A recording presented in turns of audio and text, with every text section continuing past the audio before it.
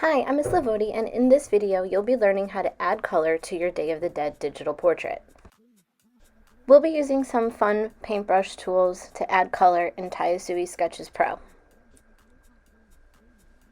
This is the start of adding color to this project. We're going to begin by creating a new layer in Tayasui Sketches Pro and bringing it underneath your sugar skull pattern layer. I'm tapping the paper icon in the upper right hand corner, hitting the plus sign and dragging a layer underneath my design layer. That's like my coloring book page. And this new layer that's blank is the layer that I want to be coloring in.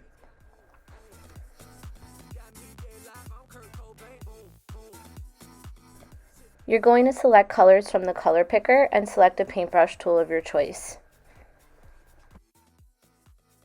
The color picker is in the bottom right hand corner. You can pick two colors, on the one on the left and one on the right, and in the center the colors blend together. You can pick from there too. In the color picker tool you'll also see a plus sign, and in here you can open up more options for more color choices. Don't forget to keep your symmetrical ruler open too. This will let you add color symmetrically, so when you add color to one design it will make it the same in the other ones. So here you can see I'm tapping the bottom right hand corner. I'm selecting two colors so that way I can have two colors blending together to pick from the gradient of those colors. And I'm just selecting a paintbrush tool. I'm starting to lay in color, trying to keep the color within the lines of my design.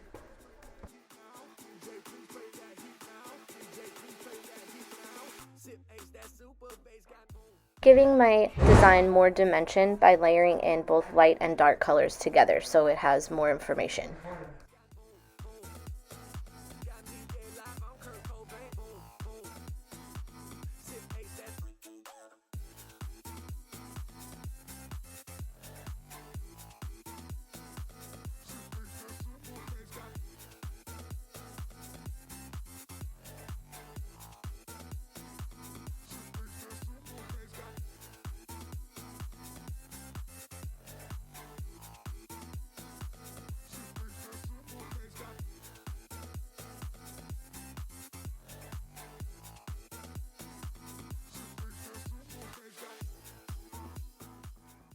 In this next area, I'm going to use the blending tool or tortillon to smudge color, and I selected the third option from the drop-down list. You can see it here.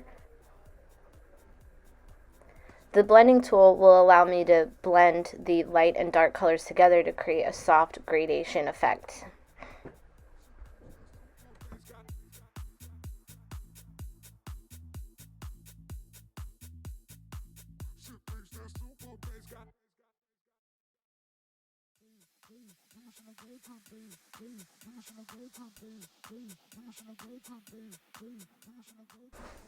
Now I'm going to go back in and use the eraser tool to clean up around the edges of my designs where color may have went outside of the lines.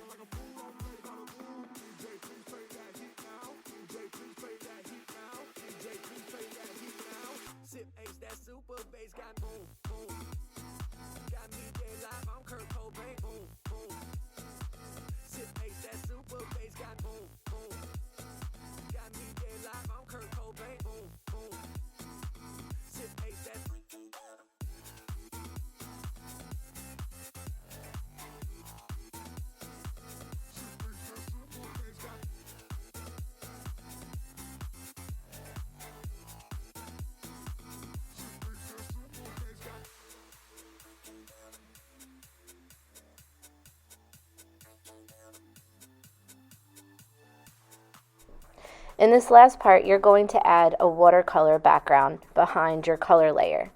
It'll look something like this when you're totally done, and this is what the finished project looks like.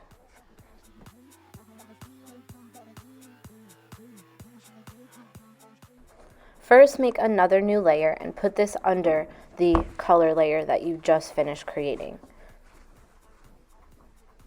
The brush tool is the watercolor brush, and to make the splotches, I select the large brush option, which is the second to last option. So here I'm putting in a new layer and selecting the watercolor brush. I'm changing the opacity so it's not super solid, and I'm changing the brush size. And then I'm going to start tapping the screen to apply different watercolor splotches to the background using different colors. Then I can select the airbrush tool and make some paint splatter effects with it. Try to use contrasting colors so that way they stand out from the designs.